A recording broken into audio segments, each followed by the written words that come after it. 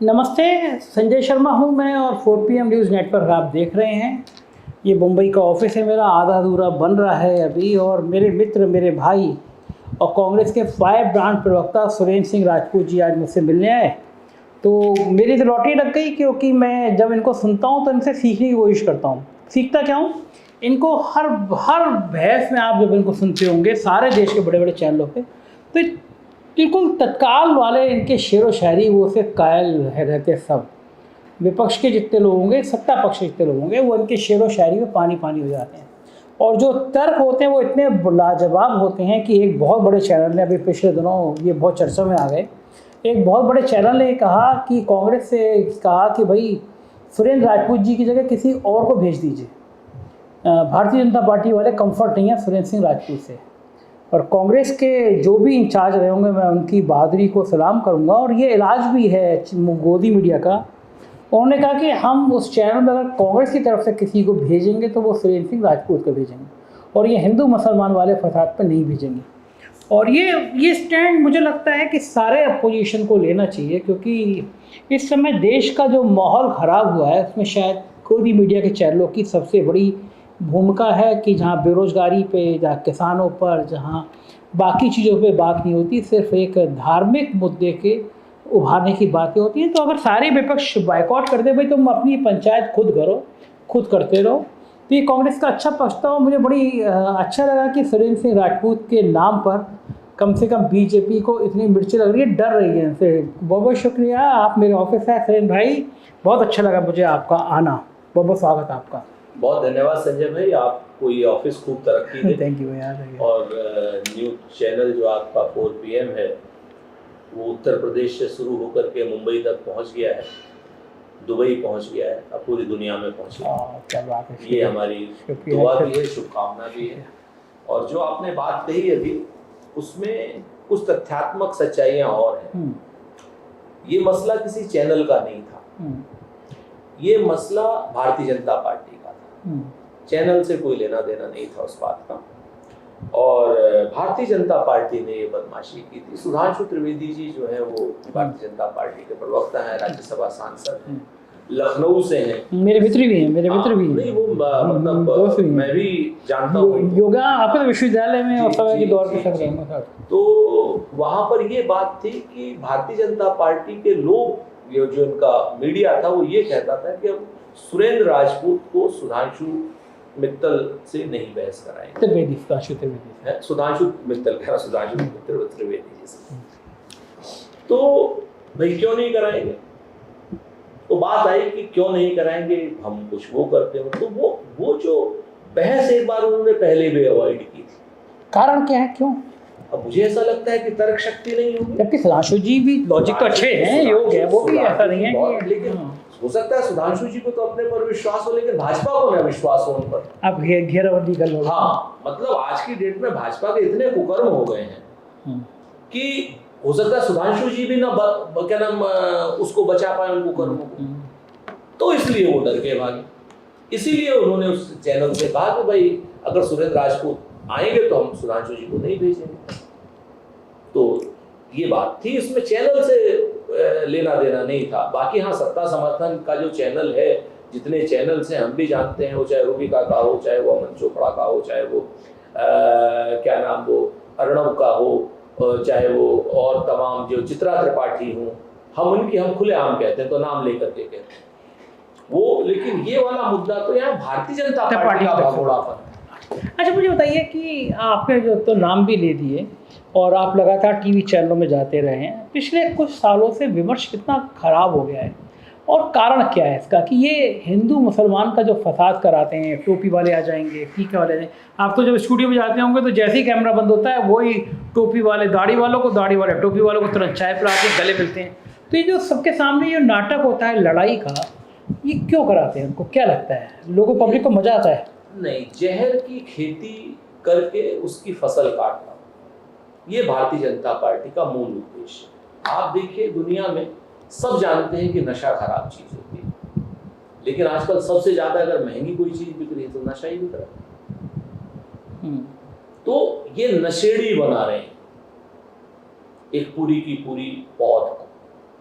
पूरे के पूरे समाज के बड़े हिस्से किस चीज के? धार्मिक उन्माद के नाम पर। धर्म जबकि एक करता है, अधर्मी लोग उसको विभेद करते हैं। तो भारतीय जनता पार्टी के जो अधर्मी लोग हैं वो धर्म की सियासत कर रहे हैं, चंदा चोरी करते हैं। आपसे बेहतर कौन जानता है? आप तो रजिस्ट्रियां निकलवा करके लाए थे अयोध्या की मंदिर किया गजब है। राम मंदिर के नाम पे बेईमानी कर ली लोगों ने। 2 करोड़ रुपए की जमीन 4:55 पर लेते हैं लोग, बताते हैं, और 18 करोड़ की जमीन 5 बजे बेच देते हैं।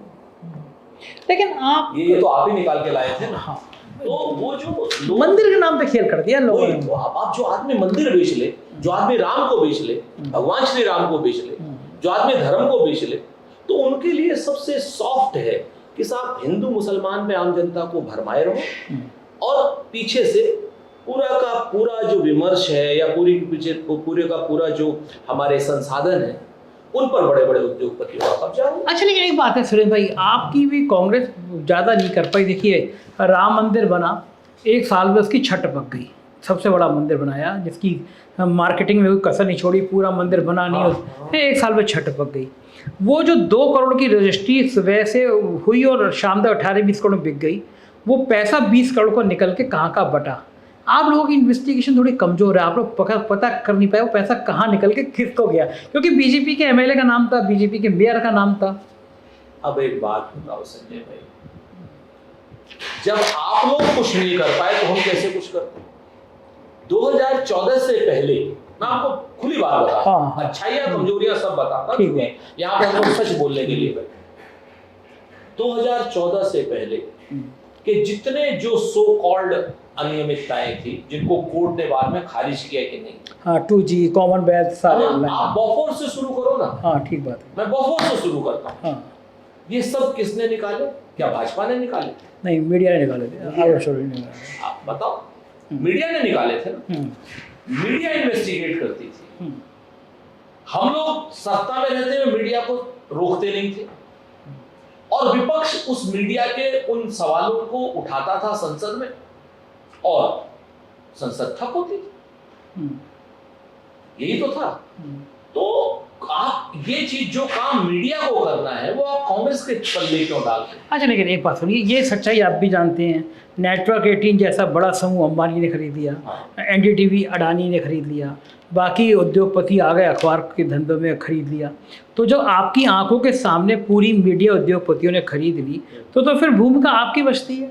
जो हम जैसे चैनल हैं तो उन पे आप देख ही रहे, मेरे पे क्या क्या हो जाता है। मेरे तो आपको तो हर तीसरे दिन सुप्रीम कोर्ट जाना पड़ता है, हाई कोर्ट और सुप्रीम कोर्ट। हमारे शानदार साथी हैदर साहब ना हो या कपिल सिब्बल जी ना हो, हाँ तो बैंड बच जाए, बैंड बच जाए, क्योंकि लोग तो आपको बहुत बड़ा आदमी समझते हैं, बड़े अरबपति समझते हैं। एक पैसा नहीं लेते हैं वो लोग दोनों, ना हैदर भाई ना आज तक जी, ना कपिल। वो असलियत जानते हैं ना। वो बेचारे, मैं तो डर रहा था कपिल सिब्बल जी से। मैंने कहा कि सर फीस, मुझे लगा कि तो करोड़ों में दे तो पाऊंगा नहीं। बोले फीस मेरी बहुत है, मेरी हवा था खराब। मैं कहा जी, बोले फीस मेरी ये है कि मैं तुम्हारा इंटरव्यू करूँगा। मैंने कहा ज़िंदगी में इससे ज़्यादा सौभाग्य क्या हो सकता है कि आप मेरा इंटरव्यू करो। तो फीस ना हैदर भाई ने कभी आज तक रुपये लिया, ना कपिल साहब ने लिया। लेकिन मैं ये कह रहा हूँ, जब आपको पता है कि मीडिया के बड़े बिक गए, तो फिर विपक्षी भूमिका तो आपको एकला चलो वाले सिद्धांत से अकेले लड़ना पड़ेगा ना। एक बात बताओ ना, हम क्या नहीं कर रहे हैं? आप पिछले 14 से लेकर के 26 हो गया है, इसमें अगर कोई घोटाला उजागर किया है तो हम ही ने तो किया, जैसे अखबार वाले ने तो नहीं किया।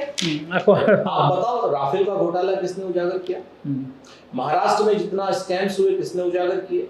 2014 के बाद की बात कर। ठीक, जब कोरोना आया था उत्तर प्रदेश में, आप लोग देख ही रहे थे कि जो किट का घोटाला किसने उजागर किया था। ठीक, तो मैं ये कह रहा हूं कि जितने घोटाले, चाहे खाद्यान्न का घोटाला हो, चाहे राफेल का घोटाला हो, चाहे पेगासस का घोटाला हो, पेगासस का भी आपके सामने किसने किया था? सीबीआई को रात में 1:30 बजे डायरेक्टर को चेंज किया। ठीक है, आप बताओ, नोटबंदी की बात हो कि आरबीआई से अप्रूवल नहीं आया था 45 दिन बाद, किसने किया? किसी मीडिया वाले ने तो किया नहीं। ये तो सब कांग्रेस ने की। कांग्रेस के पास, ऐसा नहीं कि कांग्रेस ने किए, बट कांग्रेस के पास लिमिटेशन है।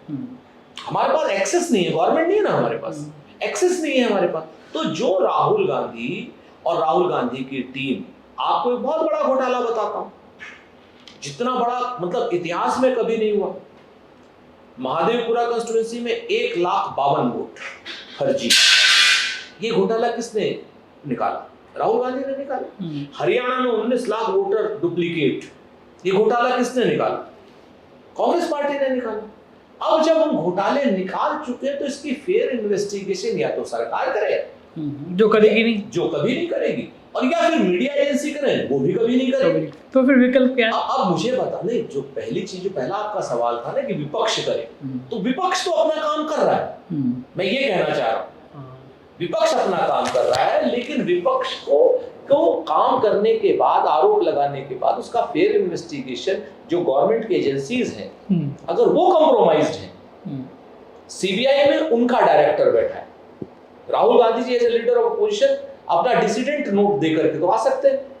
आपने कभी सोचा कि गवर्नमेंट 3 आदमियों की कमेटी, एक होम मिनिस्टर, एक प्राइम मिनिस्टर और एक लीडर ऑफ अपोजिशन, तो होम मिनिस्टर क्या प्राइम मिनिस्टर के अगेंस्ट में जाएगा या पीएम होम मिनिस्टर के अगेंस्ट में जाएगा? ये बात तो सबको पता है, लेकिन अब करेंगे क्या? ज्ञानेश कुमार जैसा नकारा चुनाव आयोग कभी आ नहीं सकता। ईडी इनकम टैक्स उनकी जेब में, सुप्रीम कोर्ट के जजों पर टिप्पणी करूंगा तो मुकदमे लग जाएंगे। लेकिन हालात आप भी देख रहे हैं कि क्या है वहाँ पे, कि गणेश जी की आरती करने के लिए हमारे वैश्य गुरु जी चले जाते हैं उनके घर पे, तो जजों की भूमिका पर भी सवाल खड़े हो रहे हैं। तो लेकिन इस सिस्टम में बंगाल के चुनाव के बाद बड़ा सवाल ये हो रहा है कि अगर इतनी ही बेईमानी, इतनी ही करप्शन के साथ वो जीतते आए हैं तो फिर जीतेंगे उत्तर प्रदेश का चुनाव सिर पे? उत्तर प्रदेश में भी फिर यही होगा? नहीं, उत्तर प्रदेश में हमें एसआईआर के लिए टाइम मिल गया है। वो उस जगह पे बंगाल इनका अंत है और इनके पतन की आरंभ है। कैसे? लॉजिक से समझाइए। लॉजिक से बताता हूँ। इन्होंने बिहार में एसआईआर की 4 महीने का समय दिया, बंगाल की एसआईआर हुई 5 महीने का समय, ठीक है। उत्तर प्रदेश में भी इन्होंने सौभाग्य से उत्तर प्रदेश के 1.5 साल से ज्यादा का समय दे दिया एसआईआर। तो हमारा वर्कर, हमारे का मतलब कांग्रेस का, क्योंकि आप तुरंत कह दोगे कि कांग्रेस के पास क्या है क्या नहीं, संगठन नहीं है, तो हमारा मतलब हमारा इंडिया गठबंधन का, कांग्रेस का, सपा का, गांव गांव गया, पांव पांव गया, नगर नगर गया, डगर डगर गया। और आप देखो लखनऊ जैसी जगह से कितने वोटर लोकसभा के कम हुए। एक विधानसभा लखनऊ कैंट, जहां से माननीय ब्रजेश पाठक उप मुख्यमंत्री एमएलए, 3,40,000। कितने वोट कम हुए आपके सामने देखो, वोटों की संख्या देखो। तो हमने वो चीज मुस्तैदी से की, जिसमें मैं अखिलेश यादव जी को भी धन्यवाद दूंगा, वो बहुत मुस्तैदी से लगे। और आप देखो कि अब उसके बाद फिर उन्होंने दूसरी बेईमानी करने की, उसकी ज्यादा वोट कम हो गए तो उन्होंने कहा वोट जो है फार्म 6 के जरिए बढ़वाओ। तो जहां 3 लाख वोट कम हुए, वो फार्म 6 के जरिए 80,000 वोट आपने बढ़वाओ। फिर इन्होंने बेईमानी करने की, फार्म 7 के जरिए विपक्षियों के वोट कटवाओ। अब फार्म 7 पे दस्तखत होते हैं।